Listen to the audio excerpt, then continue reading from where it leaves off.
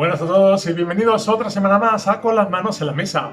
Esta semana os traigo el juego Lorenzo el Magnífico, basado en Lorenzo de Medici. En este juego representaremos a ciudadanos de Florencia que intentarán conseguir una gran fama y prestigio iguales a los de Lorenzo. Para ello apoyaremos construcciones de edificios, empresas, apoyaremos a ciudadanos artistas que irán aumentando nuestro prestigio en la ciudad y nos harán poder convertirnos en el ciudadano más respetado de la ciudad. Como siempre, agradeceros que estéis otra semana más aquí apoyando al canal. Ya sabéis que si todavía no estáis suscritos en el canal, es muy fácil, sencillo y no cuesta absolutamente nada. Solo tenéis que dar al botón de suscribir y activar las alertas, la campanita, para que todas las semanas os vayan saltando todos los vídeos que voy sacando en el canal, ya sean tanto de juegos de mesa como de otros de mis hobbies. También me podéis seguir en redes sociales, en Twitter y en Instagram, donde también pues voy colgando algo más de información adicional y algunos posts de todas las cositas que van saliendo en el canal. Así pues, no os entretengo más y vamos con la ficha del juego.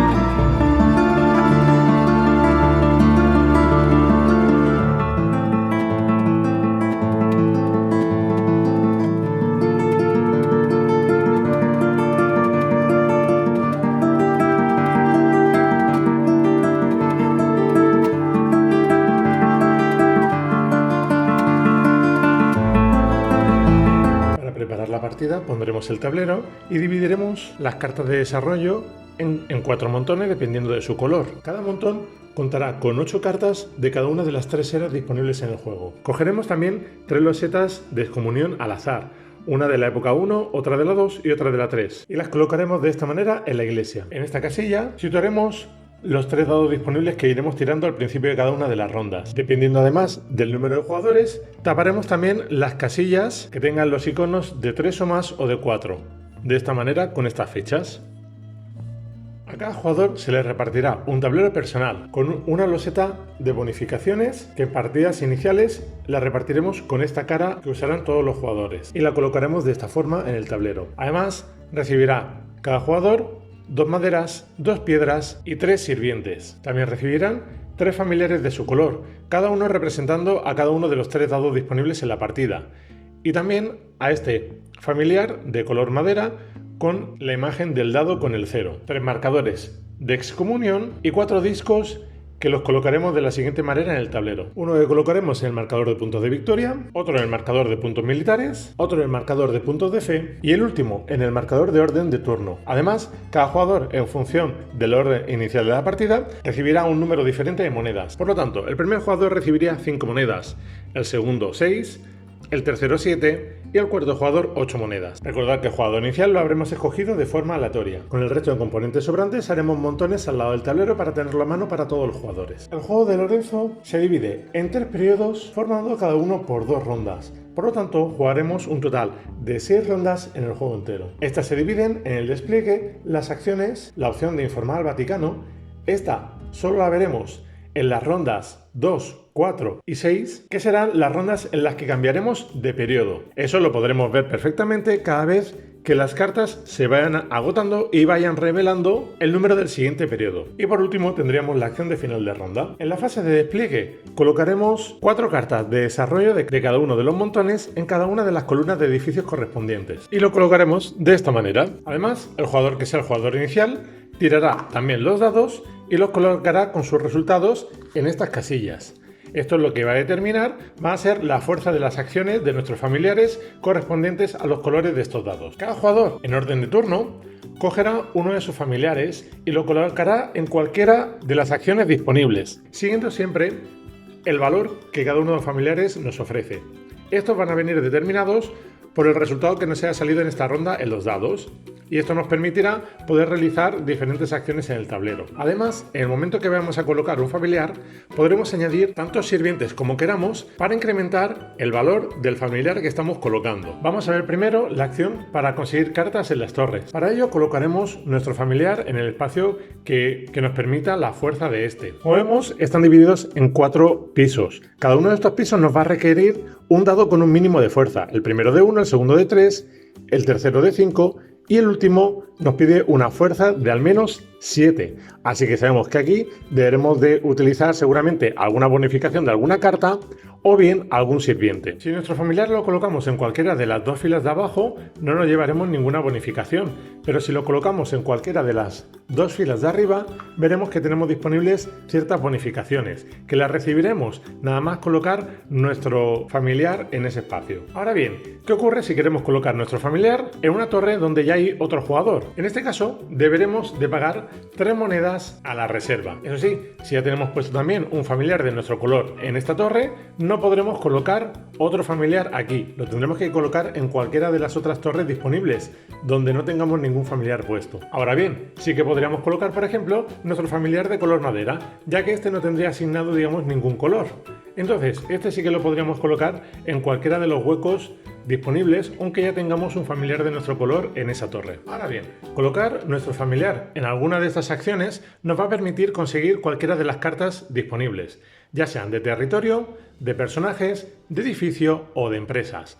Estas nos van a ir dando bonificaciones a lo largo de la partida. Además, estas cartas, como podemos ver, se dividen en varias partes. Aquí arriba tendríamos el coste.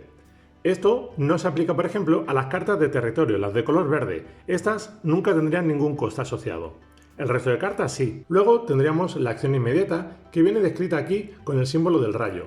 Y por último tendríamos la acción permanente, que se irá activando a lo largo de la partida a medida que se vayan cumpliendo las acciones o requisitos que requieren la misma. Ahora bien, vamos a ver los diferentes tipos de edificios, qué es lo que nos pueden ofrecer y cómo se irían activando. Primero de todo, tener en cuenta que nunca podremos tener más de 6 cartas de cada uno de los 4 tipos diferentes que tenemos en el juego. Las cartas de territorio, por ejemplo, las iremos colocando en esta zona de aquí abajo de nuestro tablero personal. Estas cartas no tienen ningún coste asociado. ¿Por qué? Porque aquí en nuestro tablero no podremos tener todas las que queramos, sino que para poder construir a partir de la tercera, nos va a pedir que tengamos un requisito mínimo en el track de fuerza militar, siendo 3 para la tercera, 7 para la cuarta, 12 para la quinta y 18 para la última, para la sexta. Esto simplemente nos va a delimitar el momento en el que podemos construir la carta. Da igual que luego, a lo largo de la partida, podamos perder esta fuerza. Ya una vez que está construida la carta, se quedaría aquí y nos llevaríamos las bonificaciones que nos vienen aquí descritas al final de la partida. Las acciones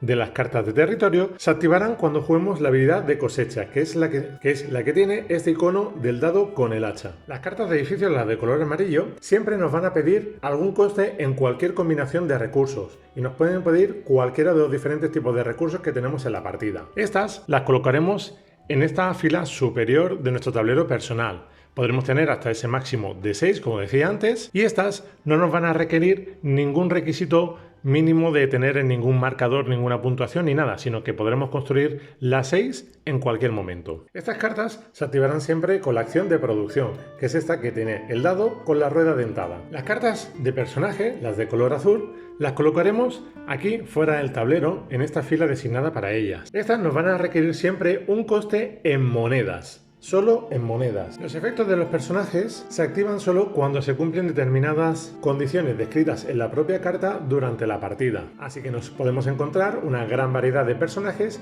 que se activen de maneras totalmente diferentes. Además, al final de la partida, en función del número de cartas de personajes que tengamos, recibiremos más o menos puntos, que lo veremos aquí abajo indicado. Y por último, vamos con las cartas de empresa. Estas las colocaremos en esta zona al lado de nuestro tablero personal y estas cartas tienen la particularidad de que, bueno, nos pueden pedir algunos tipos de recursos para construirlas o también nos pueden pedir puntos de nuestro track militar. Por ejemplo, aquí nos dice que si tenemos al menos 10 puntos en nuestro track militar, podemos restarnos 5 puntos en ese track militar para poder adquirir esta carta sin pagar el coste en recursos. Habrá cartas de empresa que a lo mejor solo nos pidan recursos y otras que solo nos pidan también solo la opción de pagar con puntos militares. Estas cartas siempre van a tener una habilidad estática que se va a activar al final de la partida, que va a ser que nos van a dar puntos de victoria al final de esta. Vamos a ver ahora las acciones de producción o cosecha. Estas, en función del número de jugadores, nos permitirán tener o no habilitado también estas casillas. En estas que vemos con un tamaño más pequeño, solo podrá colocar un único jugador. En estas que vemos que son más grandes,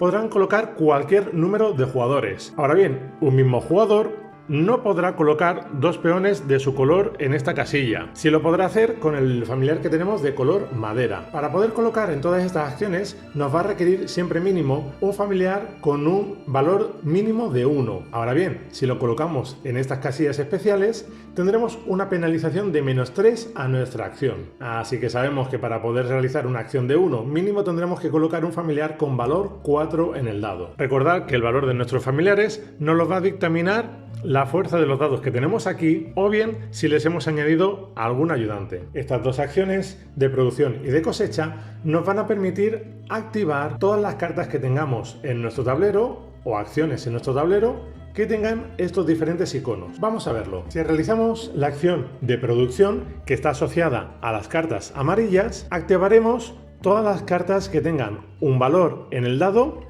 igual o menor a la fuerza del familiar que estemos utilizando. Además de que también siempre activaremos nuestra acción especial de nuestro tablero de jugador, que siempre nos va a requerir un mínimo de 1. Así que esta opción de las 2 monedas y un punto en el track militar nos la llevaremos siempre que activemos esta acción, ya que siempre mínimo lo vamos a activar con fuerza 1. Así pues, si yo he utilizado un familiar con un coste en el dado de valor de al menos 5, podré activar tanto esta carta como esta como el bonificador ya de nuestro tablero, pero no podrá activar la carta con coste 6. Lo mismo pasaría si estuviésemos realizando la acción de cosecha. Aquí también miraremos el número de los dados en nuestras cartas y activaremos todas las que tengan el valor del familiar que estemos utilizando y todas las que tengan un valor inferior, incluyendo también el bonificador de nuestro tablero. Además, si disponemos de cartas de personaje que también tienen estos iconos, aplicaremos también sus efectos. Eso sí, hay veces que en algunas cartas, sobre todo en las de producción, nos puede requerir algún pago de algún recurso o puntos, etcétera,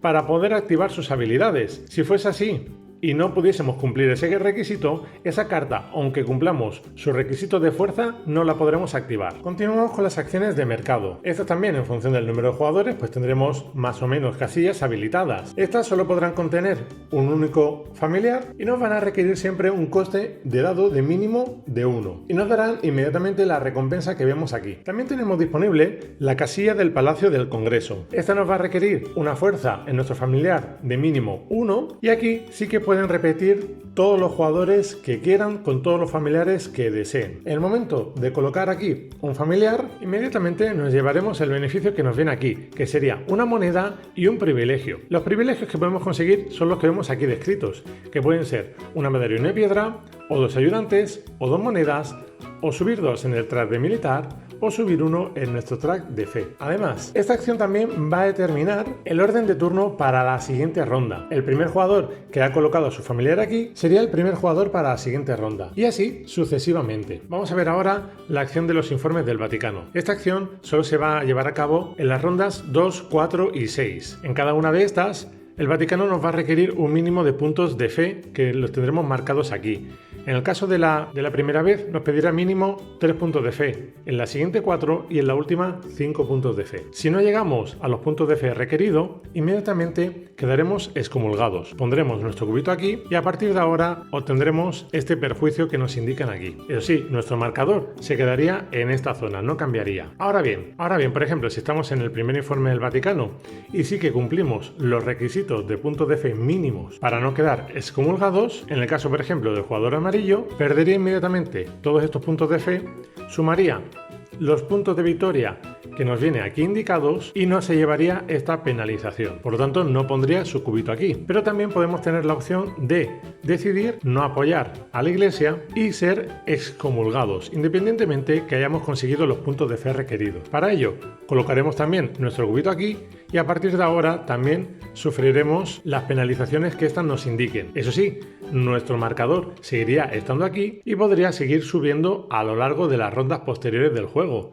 ya que contra más arriba lleguemos, más puntos nos llevaremos también al final de partida. Así que aquí también tenemos que evaluar si nos interesa más llegar lo más lejos posible, a pesar de poder ir llevándonos más penalizaciones a lo largo de la partida, o si bien nos interesa no tener esas penalizaciones e ir sumando simplemente los puntos que vayamos arrastrando cada vez que se den los eventos del Vaticano. Y por último, iríamos con el final de ronda. Primero, descartaríamos todas las cartas que nos han quedado en los edificios sin adquirir. Cambiaríamos el orden de turno en función del Palacio del Congreso. En este caso, pues el jugador azul pasaría a la primera posición, los otros dos mantendrían sus posiciones, pero simplemente un puesto más abajo, y todos los jugadores recuperarían todos sus familiares. Si además esta ronda fuese la última de la partida, pues entonces sumaríamos los puntos de victoria que nos vamos a encontrar a continuación. Primero, los puntos que tengamos en nuestro marcador de fe, aplicando los bonus o los perjuicios que hayamos podido ir consiguiendo a lo largo de la partida. También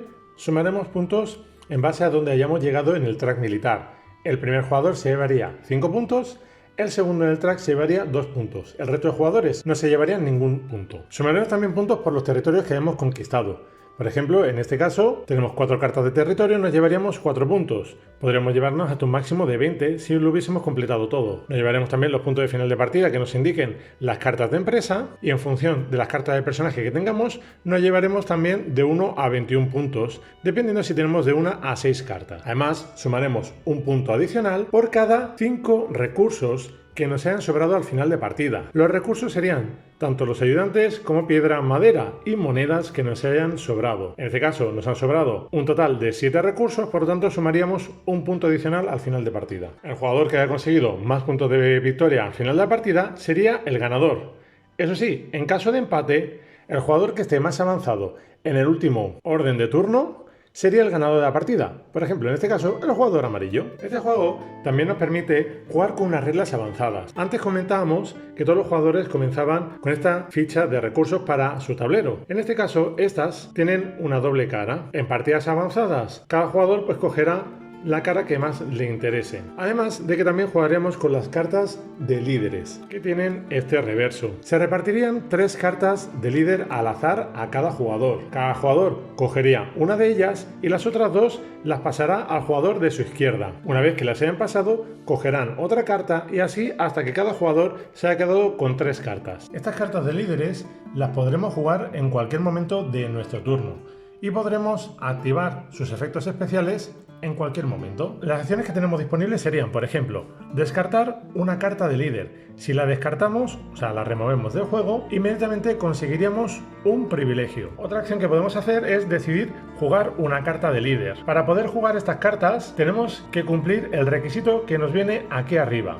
Este requisito simplemente lo tenemos que tener en el momento de construir la carta. Si después ya no lo tenemos, no pasaría nada porque ya la tendríamos construida. Podemos construir todas las cartas de líderes que podamos cumplir sus requisitos en el mismo turno si queremos. Ahora bien, sus habilidades solo se activarán una vez cada turno. Para recordar, por ejemplo, que hemos activado la habilidad de un líder en un turno, simplemente le damos la vuelta y después, al final de la ronda, lo volveremos a girar. Podremos activar todos los líderes que queramos, pero solo una vez por turno. ¿Qué os ha parecido el juego? Magnífico, ¿verdad? Como su personaje. Recordaros también que para las cartas, por ejemplo, de líderes o las fichas de excomulgado de la iglesia, tenemos también este pequeño glosario donde podremos consultar si tenemos alguna duda de los efectos que aplica en cada uno de ellos. Muy bien detallada y muy sencillita cada una de las acciones que nos puede ofrecer cada una de estas cartas o fichas. Muchas gracias nuevamente por estar aquí y nos vemos en el próximo vídeo. Adiós.